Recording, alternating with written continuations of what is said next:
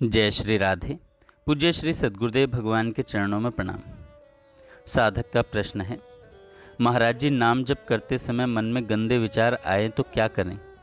संत भगवान कहते हैं, नाम जप करते समय गलत विचार और पूर्व की गलतियां इसलिए सामने आती हैं क्योंकि वे डिलीट हो रही हैं, यानी नष्ट हो रही हैं। इन पर आसक्त न हो और दोबारा उन गलत कार्यों को करना शुरू न करें। ये सभी गलत चीज़ें आपके अंदर से निकल रही हैं। जैसे आपको अपने आसपास गंदगी नज़र नहीं आती, लेकिन जब आप झाड़ू या पोछा लगाते हैं तो वह गंदगी साफ होते हुए दिखाई देती है। ठीक इसी प्रकार अभी हमारे अंदर बहुत सारा कचरा, काम, क्रोध आदि जमा हुआ है क्योंकि हम भजन नहीं कर रहे हैं।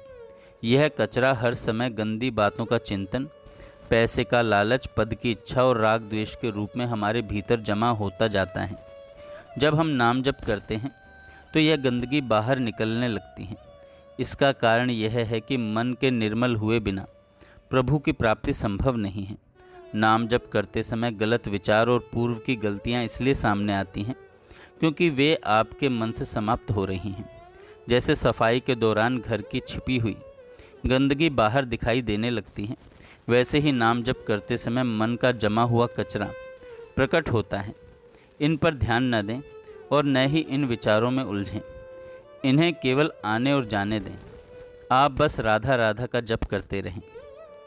आप बस राधा राधा का जप करते रहें। साधक ने कहा, महाराज जी मन निर्मल कैसे होगा। महाराज जी कहते हैं, नाम जप मन को साफ करने का साधन है। जब आप भजन करना शुरू कर देंगे तो मन में छिपी हुई जितनी भी बातें हैं, अच्छी और बुरी, सब बाहर आने लगेंगी। लेकिन यह आवश्यक नहीं कि केवल गंदी बातें ही आएँ। यदि मन में कोई अच्छी बातें भरी हैं तो वे भी प्रकट होंगी।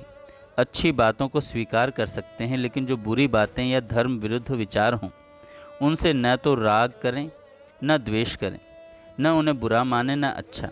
ऐसा करने पर वे स्वतः ही मन से निकल जाएंगे। यदि आप बुरे विचारों पर प्रतिक्रिया देंगे या उन्हें बुरा मानेंगे तो वे मन में अटक जाएंगे। इसे ऐसे समझें जैसे कोई जा रहा हो और आप उसे द्वेषपूर्वक छेड़ दें तो वह रुककर झगड़ा शुरू कर देगा, लेकिन यदि प्रेम पूर्वक छेड़ें तो भी वह रुक सकता है। इसी प्रकार जो वृत्ति या विचार आएँ उनसे न राग करें न द्वेष, उन्हें आने और जाने दें। बस आप राधा राधा का जप करते रहें। ये विचार धीरे धीरे निकल जाएंगे और आपका मन शुद्ध होता चला जाएगा। विचार क्यों मन में रुक जाते हैं महाराज जी?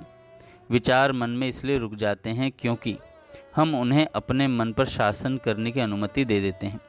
वास्तव में उनकी कोई सत्ता नहीं होती, लेकिन जब हम राग, आसक्ति या द्वेष के साथ उनका चिंतन करते हैं तो हम स्वयं उन्हें सत्ता प्रदान कर देते हैं।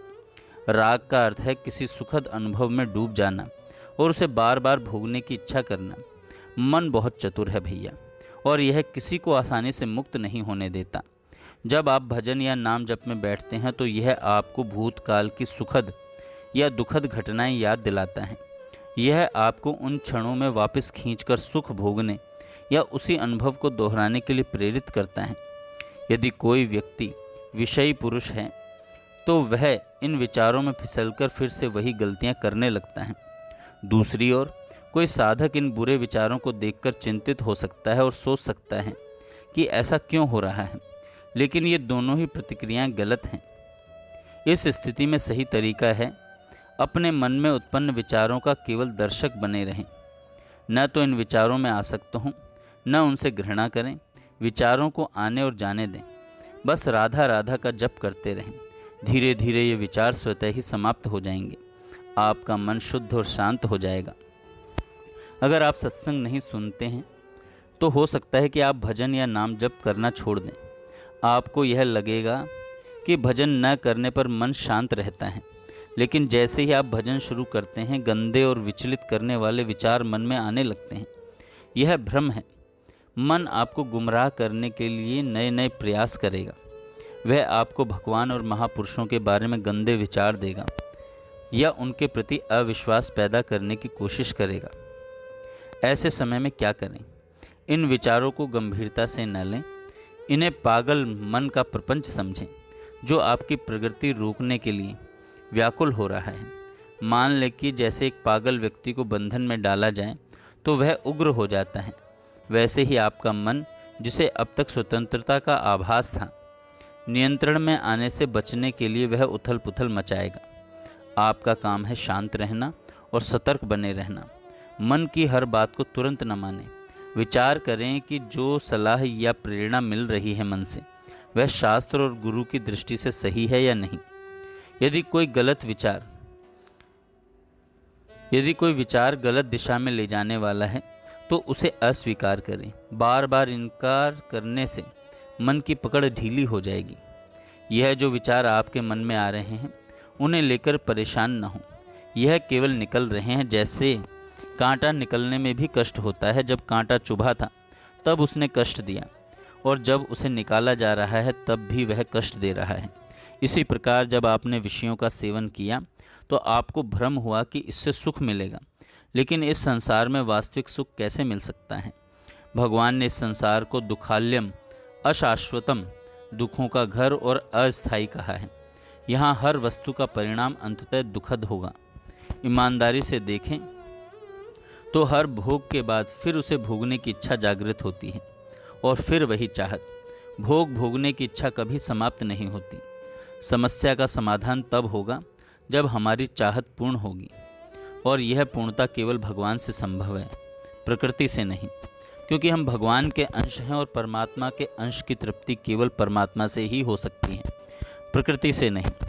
आपके अंदर जो बुरे विचार या आकर्षण उत्पन्न करने वाले भाव आ रहे हैं, उनका त्याग करना ही भगवान के मार्ग में आगे बढ़ने का उपाय है। त्याग से शांति मिलती है जो स्थायी और अनंत होती है। जैसे जैसे त्याग बढ़ता जाएगा वैसे वैसे शांति भी बढ़ती जाएगी। नाम जप करते रहें। ये विचार और प्रेरणाएं जो आपको परेशान कर रही हैं, दरअसल आपके भीतर से डिलीट हो रही हैं। आनंदित रहें और दुखी ना हो कि गंदी बातें क्यों आ रही हैं। ये तो एक शुद्धिकरण की प्रक्रिया है। जय श्री राधे।